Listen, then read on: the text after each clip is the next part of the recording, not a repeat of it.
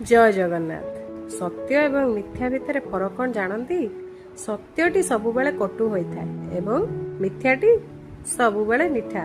सत्य धर्म न्याय रे रहुथुबा लोकटी आखपाखरे बेसी लोक रहिबा पई केबे पसंद करंदिनी, किंतु मिथ्या अन्याय अधर्म करुथुबा लोकर आखपाखरे बहुत लोक रही था।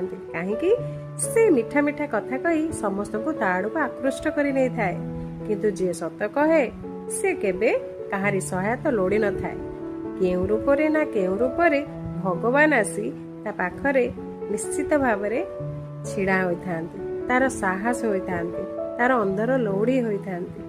जेते भी कठिन परिस्थिति आसुना कहीं जो लोकटी सत्य धर्म न्याय रे अछि से आगे जाए। कष्ट तो निश्चित जीवन रे आसे, किंतु ताकू काहारी सहायतार दरकार पड़े न थाए। कहीं ना सत्यमेव जयते, सत्यर जीत होइतिला, हेउछि एवं भविष्यत रे मध्य हेबो। तेणु आमे मिथ्या को प्रश्रय दबानी, सत्य न्याय धर्म पथरे आगे गले भगवान का आशीर्वाद सब आम पाखे पाखे रही। मिथ्यारे नुह। हाँ, ठीक कहली तो।